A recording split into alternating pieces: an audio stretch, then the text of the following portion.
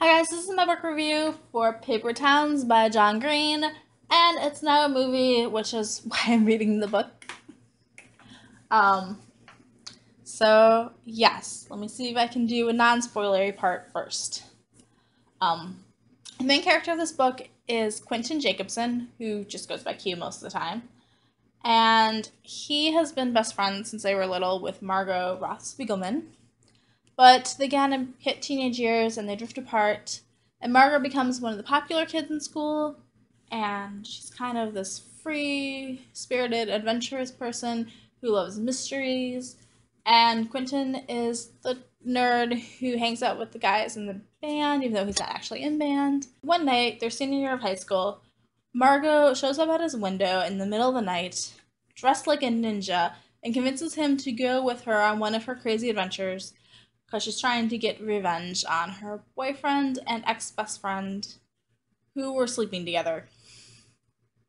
So she has all these elaborate things planned out, and they just hit the town, have one crazy night, and Quentin is hoping that she will kind of hang out with them afterwards. But the next morning, Margot has disappeared again, and she leaves clues for Quentin to come and find her. So the whole book becomes this one really long mystery kind of adventure book set in a high school, and it's really funny, so definitely read it if you haven't. Okay, so beyond this point, there will be spoilers for this book, so if you don't want it to be spoiled, then yeah, toodles. For those of you who have read it or don't care about spoilers, let's go.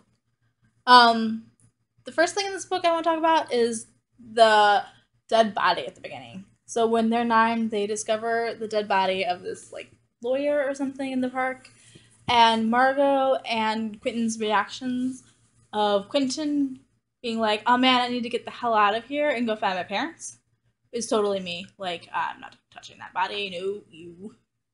And Margot's reaction instead, which is to kind of get closer, and she goes and hunts down like all everything she can find out about this guy and why he killed himself, and the way she just describes it, like how all his strings snapped, and it's just so it's really interesting, and it's really like a short point at the beginning, but just really quickly sets up their characters. The whole night with the revenge night, and the way that Margot has them all planned out, like what they're gonna do, but she's only feeding Quentin like instructions one bit at a time. Like, here's what we're gonna do, here's where you're driving to, we need to buy this. Don't ask me about what we're buying; it'll all be revealed. And it seemed like it's a really fun part of the book to read, and I really loved that whole night. And especially when they broke into SeaWorld and just the ridiculousness of that. And when she asks Quentin, "Well, who's your enemy and who do you want revenge on?" And I totally would have been Quentin and been like, "Well, I don't have any enemies." What are you talking about? Normal human beings don't just have enemies. So I really loved that whole part of the book. Then there's the whole middle section where Quentin keeps going clue after clue and hitting dead ends trying to find her. One of the clues Margot leaves is the poem "A Song of Myself" by Walt Whitman, which I went and read the beginning of. But it's a really long poem, so I didn't read the whole thing. But in this poem by Walt Whitman, he talks.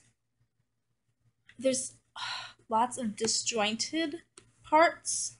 So there's like 52 parts, and each part is its own separate, like, slash, I guess, of the narrator and what the narrator's thinking. And even within those 52 parts, sometimes there's different themes going on. But as a whole, the entire poem is about kind of how we're all connected and how we see each other and how we're all different. I really loved the one thing about the grass, like how all the roots grow together, and even when you die, you feed other things and you're still connected. So that really resonated with me. And I liked that part, and it's a part that John Green does kind of bring into the novel, also explains. Um, so I liked the poem. I did have to, it was just the constantly mentioning the poem though meant like I had to go read it. and I'm glad that I did, or I read the part that I did. The whole concept of how Margot takes certain lines and highlights them, and it's not even that she said, hey, pay attention to all these things. She really only wanted him to pay attention to the 2 lines that were in green highlighter. But every time Quentin went back and reread this poem, he would try to read the whole thing and he would just pay attention to the parts that Margot highlighted because they're the ones that like pop out. And just the danger we get when we only look at people through certain windows like that, and how his idea of who Margot is and his understanding of who Margot is would change every time he read the poem again, or like what situation, like the situations he was in and the clues he would find, and just how it's always in flux and changing was cool. But at the same time, he was also really, really obsessed with finding her, and everybody else, like, I could feel the frustration of, like, everybody else in the book of, like, dude, come on. Even though I know that's the entire plot of the book, I was still kind of like, man, come on, it's your senior year, go to prom, go to parties, enjoy your friends before you all graduate. And then the end, when they do figure out where Margot is, and it's this long road trip, how he describes it, and the things that happen while they're on the road trip, like the running into the convenience store to quickly grab all the supplies they need and trying to do like pit stops like they're in NASCAR when they're doing this. And Quentin forgets to buy fruit, and they buy a shirt with a Confederate flag on it and give it to the black guy.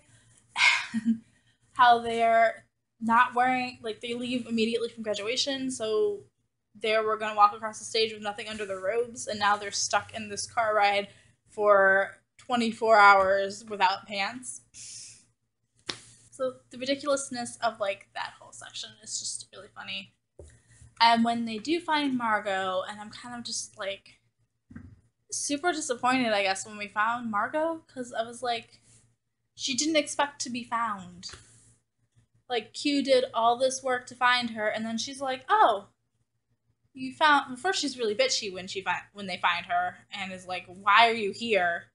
And then she's like, oh, you guys found me, and isn't that why you left the clues?